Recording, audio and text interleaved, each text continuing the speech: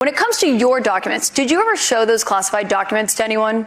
Not really. I would have the right to. By the way, they were declassified after. Not that I can think of. Let me just tell you, I have the absolute right to do whatever I want with them. About the classified documents at Mar-a-Lago. Remember, this is an ongoing investigation in which Donald Trump is in potentially some serious legal peril. Here's what he said about why he took those documents. And he did say, I took what I took when he left the White House. I have the right. I was negotiating with NARA. Do you know what NARA is? The National Archives. Extremely left group of people. Extremely left. And I was negotiating with them. All of a sudden, they raided my house. They didn't raid the house of Joe Biden. Did you see Trump's face turn into a tomato on live TV? Kaitlan Collins asked him a simple question about those classified documents, and suddenly the great dealmaker couldn't string two words together. Even his loyal followers were shocked as the man who claims he has the best words suddenly couldn't find any when Collins cornered him about ignoring a federal subpoena. It's like watching a kid get caught with his hand in the cookie jar, except the cookie jar is full of national security secrets. You held on to those documents when you knew the federal government was seeking them and then had given you a subpoena to return them. Are you ready? Are you ready? Can I talk? Yeah, what's the answer? Do you mind? I would like for you to answer the question. Okay, it's very simple to answer. That's why I asked it. They didn't raid Obama. But Joe Biden didn't ignore a subpoena to get those documents back like you did. And so that's the question. 1,850 boxes. But that's the question that investigators have, I think, is why. It's very simple you're a nasty person, I'll tell you. Do you still have any classified documents in your possession? Are you ready? Do you? No, I don't have anything.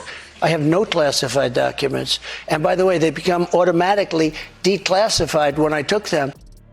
Before we move on, I'd like to ask you a small favor. If you appreciate this content, please take a second to like this video and subscribe to the channel. Over 98% of you watch the videos without subscribing. It costs you nothing, but it makes a huge difference to us. So, did you click the subscribe button? Great. Thank you so much. Now, back to the video. Why is that? And why aren't people? Mr. President, you cannot why aren't people bringing that up? And why don't they put this guy Jack Smith and his group of thugs? Why don't they put him in charge of that? But why? You have to declassify let me ask you a question. Why is it that Biden had 9 boxes in Chinatown, and he gets a lot of money from China? One person who was at the Capitol that day, as you know, was your vice president, Mike Pence, who says that you endangered his life on that day. I don't think he was in any danger. Mr. President, do you feel that you owe him an apology? No, because he did something wrong. Remember when Trump used to brag about having the best words? Well, Collins made those words disappear faster than classified documents at Mar-a-Lago. The former president, who once commanded rooms with his bombastic presence, met his match when CNN's Kaitlan Collins decided simple questions were the kryptonite to his Superman act. We're all familiar with Rally Trump, the guy who struts around the stage like he owns it, pointing at imaginary friends in the crowd and speaking with the confidence of someone who thinks they're always the smartest person in the room, but that Trump was nowhere to be found during this CNN face-off. Instead, we got treated to something much more rare, a deer caught in very bright headlights. Collins didn't come with fancy tricks or gotcha questions. Her strategy was brilliantly simple. Ask straightforward questions about specific actions and wait for actual answers. Revolutionary concept, right? When she asked him directly why you held on to those documents when you knew the federal government was seeking them. We should have put the votes back to the state legislatures, and I think we would have had a different outcome. I really do. But he doesn't have the authority to do that, as you know. What? The vice president does not have the authority to reject those election results. Are you ready? Let's have this one out just now, because it's interesting.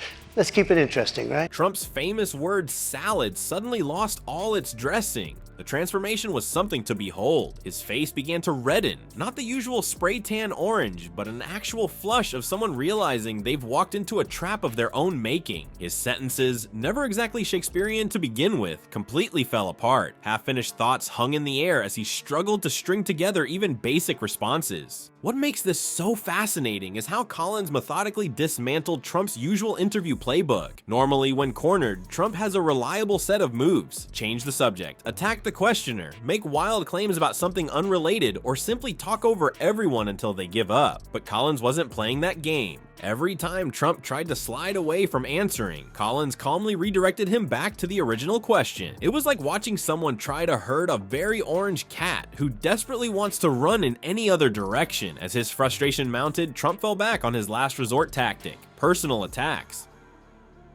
"You're a nasty person," he blurted out, the verbal equivalent of flipping over the chessboard when you're about to lose. The contrast with his usual media appearances couldn't be more stark. Trump typically dominates interviews, bulldozing through questions he doesn't like and controlling the narrative, but Collins' approach stripped away that advantage. Each follow-up question she asked seemed to further short-circuit his ability to form coherent thoughts. It was as if she had found the exact frequency that disrupts the Trump communication system.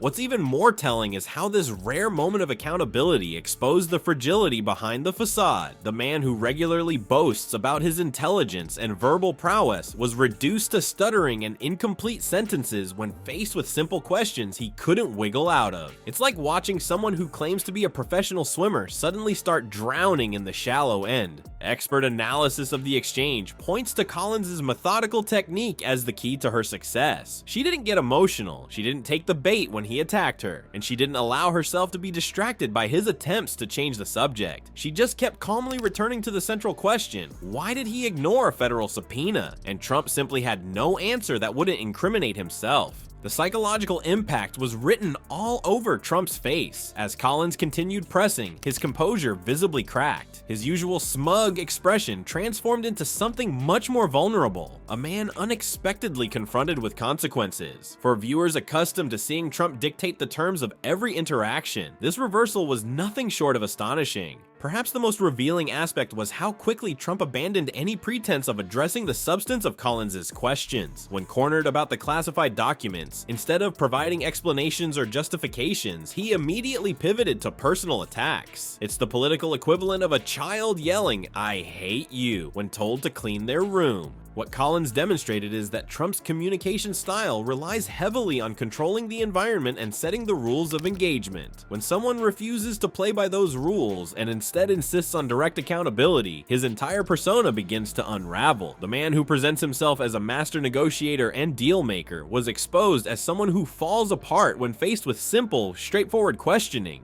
What we've seen in this confrontation is the real Trump, not the tough guy from The Apprentice, but a cranky old man who falls apart when someone asks him actual questions. Kaitlan Collins has pulled back the curtain on our former president's entire act. When she challenged him with facts, his whole stable genius routine crumbled faster than his border wall in a strong breeze. Collins has basically written the manual on how to handle Trump. Just ask straightforward questions and don't let him wiggle away. Statistics show that when faced with this approach, Trump typically resorts to childish insults instead of actual answers. Her fearless journalism proves that accountability isn't just a fancy word. It's kryptonite to guys like Trump. So here's the million-dollar question. If Orange Man can't handle a reporter without throwing a tantrum, how exactly would he handle Russia, China, or even a mildly challenging day at the White House? Just saying.